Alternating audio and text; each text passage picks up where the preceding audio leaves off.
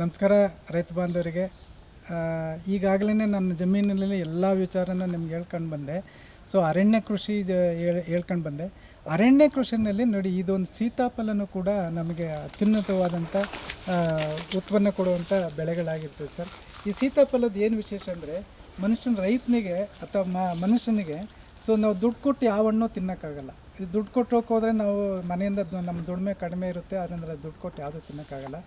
ಈ ಸೀತಾಫಲ ನ್ಯಾಚುರಲ್ ಪ್ರಕೃತಿದತ್ತವಾಗಿ ಬರುವಂಥ ವಿಚಾರ. ಇದರಲ್ಲಿ ಸಿ ಅನ್ನಂಗೆ ಜಾಸ್ತಿ ಇದೆ, ಮತ್ತು ರೋಗ ರುಜಿನ ಬರೆದಂಥ ಒಳ್ಳೆ ಇದು ಪ್ರೋಟೀನ್ಸ್ ಇರುತ್ತೆ. ಅಂದರೆ ಈ ಹಣ್ಣನ್ನು ಹೆಚ್ಚಿನ ಮಟ್ಟದಲ್ಲಿ ಗಿಡಗಳ ಮಧ್ಯೆ ಹಾಕಿ, ನಾವೇನು ಜಾಸ್ತಿ ಬೇರೆ ರೀತಿಯಲ್ಲಿ ನಾವೇನು ಮಾಡೋಕ್ಕೆ ಹೋಗ್ಬಿಡಿ, ಗಿಡಗಳ ಮಧ್ಯೆನೇ ಹಾಕಿ ಬೆಳೀರಿ.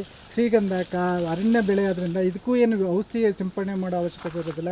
ಮತ್ತು ಇದು ಪ್ರಕೃತಿದತ್ತವಾಗೇ ಬಿಡುತ್ತೆ, ಪ್ರಕೃತಿದತ್ತವಾಗಿ ಹಣ್ಣು ಸಿಗುತ್ತೆ. ನಮ್ಮ ಮನೆಗಾಗಿ ಮಿಚ್ಚಿದ್ದನ್ನು ನಮ್ಮ ಮಾರಾಟ ಮಾಡುವಂಥ ಅಭಿಪ್ರಾಯನ ಇಟ್ಕೊಂಡು ಮಾಡಿರೋ ಉನ್ನತವಾಗಿ ಚೆನ್ನಾಗಿರುತ್ತೆ ಸರ್ ಅಂತ ನಾನು ಭಾವಿಸ್ತೀನಿ ಸರ್. ಯಾವ್ಯಾವ ರೀತಿಯ ಸೀತಾಫಲಗಳು ತಮ್ಮಲ್ಲಿದೆ ಸರ್? ಸೊ ರಾಮಫಲ ಇದೆ, ಸೀತಾಫಲ ಇದೆ, ಲಕ್ಷ್ಮಣ ಫಲ ಇದೆ. ಇದರಲ್ಲಿ ಲಕ್ಷ್ಮಣ ಫಲ ಅನ್ನೋದು ಕ್ಯಾನ್ಸರಿಗೆ ತುಂಬ ಒಳ್ಳೆಯದು ಸರ್. ಕ್ಯಾನ್ಸರ್ ಅಂತಂದರೆ ಫಸ್ಟ್ ಸ್ಟೇಜ್, ಸೆಕೆಂಡ್ ಸ್ಟೇಜ್ ಇರೋಂಥ ಸಂದರ್ಭದಲ್ಲಿ ನೀವು ಲಕ್ಷ್ಮಣ ಫಲದ ಕೊನೆಗೆ 1 ಗ್ರಾಮ್ 2 ಗ್ರಾಮ್ ಡೈಲಿ ಅದರ ಎಲೆ ರಸ ಕುಡಿಯೋದು ಬಂದ್ರೂ ಕೂಡ ಕ್ಯಾನ್ಸರ್ಗೆ ಉನ್ನತವಾದಂಥ ಗುಣ ಆಗುತ್ತೆ ಸರ್. ಇದು ನಮ್ಮಲ್ಲೇ ಔಷಧಿಯ ಗಿಡಗಳಿದ್ದಾವೆ, ನಾವು ಯಾರೂ ಅದನ್ನು ಅದ್ರ ಬಗ್ಗೆ ಅನಲೈಸ್ ಮಾಡೋಕ್ಕೆ ಹೋಗ್ತಾ ಇಲ್ಲ ಸರ್. ಇದು ನಮ್ಮ ದುರಂತ ಆಗಿದೆ ಅಂತ ನಾನು ಭಾವಿಸ್ತೀನಿ.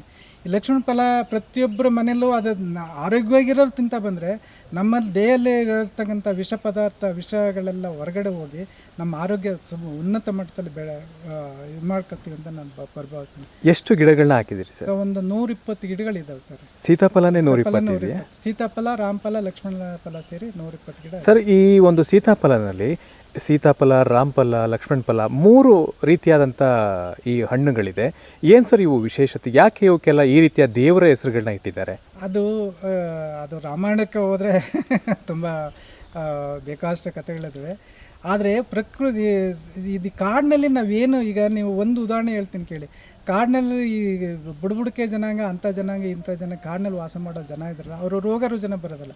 ಯಾಕೆ ಬರೋಲ್ಲ ಅಂದರೆ, ನಾವಿಲ್ಲಿ 120 ರೂಪಾಯಿ 200 ರೂಪಾಯಿ ಕೊಟ್ಟು ಆ್ಯಪಲ್ ತಗೊಬಂದು ಅದನ್ನು ಔಷಧಿ ಬೆರೆಸಿ ಇನ್ನೊಂದು ಮಾಡಿ ಬೇರೆ ತಿಂದು ನಾವೇ ರೋಗ ತಂದುಕೊಳ್ತೀವಿ. ಆದರೆ ಇದು ಪ್ರಕೃತಿದತ್ತವಾಗಿ ಬೆಳೆದು ಅದರಲ್ಲಿ ರಿಚ್ ಪ್ರೋಟೀನ್ಸ್ ಇರುತ್ತೆ, ಮತ್ತು ಇಮ್ಯುನಿಟಿ ಪವರ್ ತುಂಬ ಇರೋದ್ರಿಂದ ಅದು ನಮ್ಮ ಆರೋಗ್ಯಕ್ಕೆ ತುಂಬ ಒಳ್ಳೆಯದು. ಅದರಿಂದ ಈ ಪ್ರಕೃತಿದತ್ತವಾಗಿ ಸಿಗುವಂಥ ಹಣ್ಣುಗಳು ತಿಂದರೆ ಯಾವ ರೋಗಗಳನ್ನೂ ಬರೋದು. ನಮ್ಮ ತಾಯಿ 102 ವರ್ಷ ಬದುಕಿದ್ರು. ಯಾಕೆ ಬದುಕಿದ್ರು ಅಂತ ನನಗೆ ನಾನೇ ಅನಲೈಸ್ ಮಾಡ್ಕೊಂಡಾಗ, ನಾವು ಪ್ರಕೃತಿದತ್ತವಾಗಿ ಕೊಡುವಂಥ ಹಣ್ಣು ಹಂಪಲ ಮತ್ತು ಫುಡ್ಡನ್ನು ತಗೊಳ್ಳೋದ್ರಿಂದ ಅಷ್ಟು ಏಜು ಬರುತ್ತೆ ಅಂತ ನನ್ನ ಅನುಭವದ 2 ಮಾತಾಡ್ತೀನಿ ಸರ್. ನನ್ನ ಕ್ಯೂರಿಯಾಸಿಟಿ ಕೇಳ್ತೀನಿ, ಜೊತೆಗೆ ಆಡಿಯನ್ಸ್ದು ಕೂಡ. ತಮ್ಮ ವಯಸ್ಸೇನು ಅಂತ ಕೇಳ್ಬೋದಾ? ನನ್ನ ವಯಸ್ಸಿಗೆ 70 ತುಂಬಿದೆ ಸರ್. 70 ತುಂಬಿ, ಆದರೂ 70 ತುಂಬಿದ್ರು ಕೂಡ ಇವತ್ತು ಕೂಡ ನಾವು ಬೆಳಗ್ಗೆ ಸಾಯಂಕಾಲ ನಾವು ಇನ್ನೊಂದು ನಿಮಗೆ ಹೇಳೋದು ಮರ್ತುಬಿಟ್ಟೆ. Yes sir. ನಮ್ಮ ಫ್ಯಾಮಿಲಿಯಲ್ಲಿ ಒಂದು ರೂಲ್ ಮಾಡ್ಕೊಂಡಿದ್ದೀವಿ. ಓಕೆ, ಏನು ಸರ್ ಅದು ರೂಲ್? ಏನಂದರೆ, ಇವತ್ತು ನಾವು ವ್ಯವಸಾಯ ಮಾಡೋಕ್ಕಾದ್ರೆ ಯಾರಪ್ಪ ಕೂಲಿ ಕೊಟ್ಟು ಮಾಡಿಸೋರು ಅನ್ನೋ ಒಂದು ಪರಿಭಾವನೆ, ಒಂದು ಜನರ ಮನಸ್ಥಿತಿ ಆ ಮಟ್ಟಕ್ಕೆ ಬಂದಿದೆ. ಆದರೆ ಅದು ತಪ್ಪು. ನಾವು 5 ಜನ ನಮ್ಮ ಫ್ಯಾಮಿಲಿ ಇದ್ದೀವಿ. 5 ಜನ ಏನು ಮಾಡ್ತೇವೆ, 6 to 8 ಕಂಪಲ್ಸರಿ ನಮ್ಮ ಜಮೀನಲ್ಲಿರಬೇಕು. 5 ಜನ ಅರ್ಲಿ ಮಾರ್ನಿಂಗ್ 6 to 8 ಕಂಪಲ್ಸರಿ ಜಮೀನಲ್ಲಿರಬೇಕು. ಕೆಲಸ ಇರಲಿ ಇಲ್ಲದೆ ಒಲೆ, ಒಂದು ಕಳೆ ಕೀಳೋದಲ್ಲಿ, ಒಂದು ಗಿಡ ನೋಡೋದಲ್ಲಿ, ಔಷಧಿ ಹೊಡೆಯೋದಲ್ಲಿ, ಇನ್ನೊಂದಾಗಲಿ ಮತ್ತೊಂದಾಗಲಿ ಪ್ರತಿಯೊಂದನ್ನು ನಾವೇ ಮಾಡ್ಕೊಳ್ತೀವಿ. ಆಗ ಲೇಬರ್ ಪ್ರಾಬ್ಲಮ್ಮು, 3 ಜನ ಒಂದು ದಿವಸ 3 ಜನ ಮಾಡೋವಂಥ ಕೆಲಸನ 6 to 8 2 ವರ್ಷಲ್ಲಿ ನಾವು 5 ಜನ ಮುಗಿಸಿರ್ತೀವಿ. ಅದು ಲೇಬರ್ ಪ್ರಾಬ್ಲಮ್ಮು ಮುಗೀತದೆ. ಅಂದರೆ ಪ್ರತಿಯೊಬ್ಬ ರೈತನೂ ಕೂಡ ಬೆಳಗ್ಗೆ ಎದ್ದು ಹೋಟ್ಲ ಹತ್ರ ಕಾಫಿ ಕುಡ್ಕೊಂಡು ತಿಂಡಿ ತಿನ್ಕೊಂಡು ಕಾಡು ಅರಟೆ ಹೊಡೆಯೋದಕ್ಕಿಂತ, ಸೊ ಬೆಳಗ್ಗೆ ಮಕ್ಕಳು ಕರ್ಕೊಂಡು, ಹೆಂಡತಿ ಕರ್ಕೊಂಡು, ತಂದೆ ತಾಯಿಗಳನ್ನ ಕರ್ಕೊಂಡು ಹೋಗಿ ತೋಟದಲ್ಲಿ ಜಮೀನು 1 hour ಕೆಲಸ ಮಾಡಿ ಬನ್ನಿ. ಅದು ಆಗಲಿಲ್ಲ, ಎವ್ರಿ ಸಾಟರ್ಡೆ ಆ್ಯಂಡ್ ಸಂಡೇ 2 ಡೇಸಲ್ಲಿ 2 hours ನಿಮ್ಮ ಜಮೀನಲ್ಲಿ ಕೆಲಸ ಮಾಡಿ. ಯಾವುದೂ ಇರಲ್ಲ. ಇಡೀ ನಮ್ಮ ಜಮೀನಲ್ಲಿ ಕಳೆ ಅನ್ನೋದೇ ಇಲ್ಲ. ಯಾಕಿಲ್ಲ ಅಂತಂದರೆ, ನಾವು ಪ್ರತಿಯೊಬ್ಬರೂ ಕಂಪಲ್ಸರಿ ಕೆಲಸ ಮಾಡೋದ್ರಿಂದ ಆ ಕಳೆ ಅನ್ನೋದೇ ನಾವು ಬರ್ದಂಗೆ ಮಾಡ್ತಾಯಿದ್ವಿ. ಹೀಗೆ ಒಂದು ಲೇಬರ್ ಪ್ರಾಬ್ಲಮ್ ಫಸ್ಟ್ ಇದು ಮಾಡಬೇಕು. ಆಮೇಲೆ 6 to 8 ಮಾಡೋದ್ರಿಂದ ಏನಾಗುತ್ತೆ ಅಂದರೆ, ಪ್ರೀಸಿಯಸ್ ಟೈಮ್.